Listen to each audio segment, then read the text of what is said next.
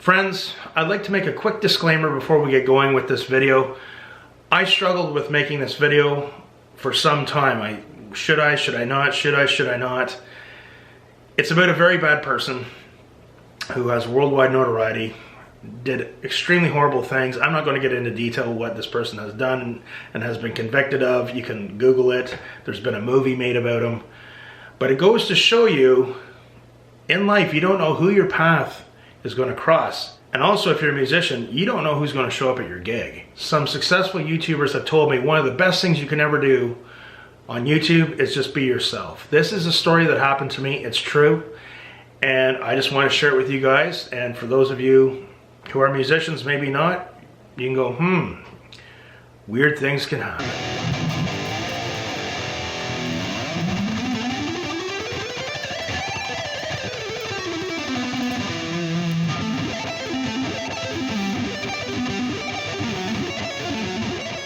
Friends, welcome to the humble guitar abode. You're all friends. Make yourselves comfortable. The year was 2007. I played in a three-piece country classic rock cover band. We had our own PA system, our own lighting, and we were pretty good at getting a lot of gigs. And for the first time, we were playing in a town called Tweed, Ontario. Yes, this is in Canada.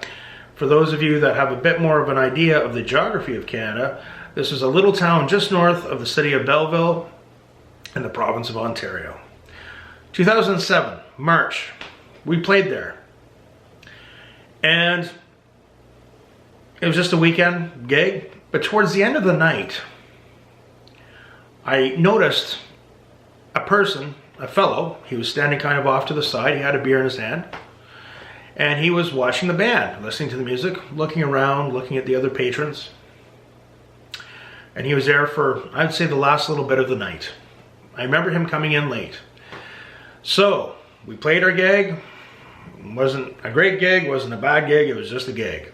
So at the end of the night, we were a working band, three-piece band. We got to work, tearing down all the equipment and starting to load out into the band trailer. At that time, as we were tearing down, I remember we were all very tired. It was very cold out. And I remember this man came over to me and he talked to me. He was very nice. He was very cordial. He just seemed slightly socially awkward and slightly odd in a way that you can't describe. He talked to me. He complimented me on my guitar playing. He said the band sounded pretty good. He seemed to have an interest on if we did it for a living, how often we played, where we like to play. And we talked a little bit about music. The whole time he was holding a beer and he was drinking his beer and he was kind of looking over at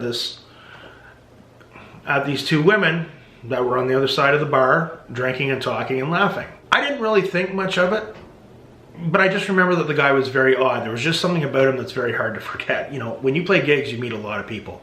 The other guys in the band at that time, he might have talked to him very briefly as well. I don't know if they would actually remember him. We never discussed it. The band lasted about another year or so before it disbanded. That's a whole other story.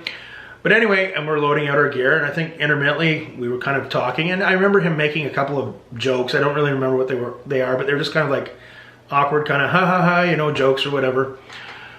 But I always remember this guy. So that was in 2007.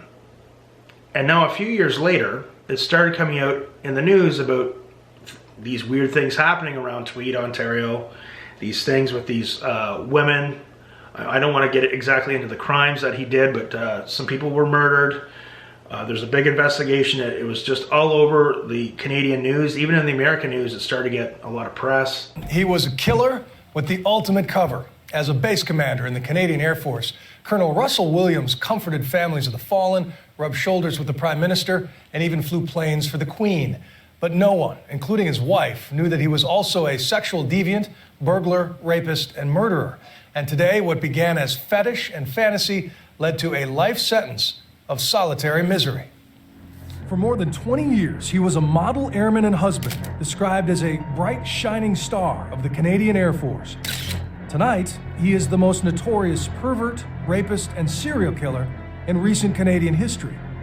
After 4 days of stomach-churning evidence led to a life sentence, a nation wonders how this married colonel could have led such a deplorable double life. And I remember looking at him and saying, God, where do I know that guy from? And then it really dawned on me, he was that weird guy in Tweed, Ontario. The place we played at was called the Tweedsmuir Hotel. When I realized that, it's just very shocking. You're like, oh my God, like this guy's a serial killer and has done a number of other horrible things. He was at my gig. It was just so strange. So what I did in preparation for this video, back in those days I had a digital camera, and we always had a friend of the band take pictures and some video of the band, and I had all of them stored for all those gigs categorically on my computer in an old hard drive. So I looked through all the pictures. Even we had some video of the band playing that night, and he was not there, and it really frustrated me because it was him, he was there. But I also remember distinctly, as I mentioned earlier, that he showed up later on in the night towards, you know, normally when you play in a band, you play 3 one-hour sets for working bands. And he showed up during our third set, I'd say about halfway through. I remember him showing up kind of late. So this was after the pictures and the video were taken, unfortunately. I would have loved to have gotten a picture on video to say, yep, there he was. But he was there. It was just a really weird story. Like, how many people out there can say, I played a gig and a world-renowned serial killer, criminal, was there? And an interesting footnote to this story, earlier this year in March, the place that we played at, the Tweedsmuir Hotel in Tweed, burned down in a blazing inferno. History up in smoke.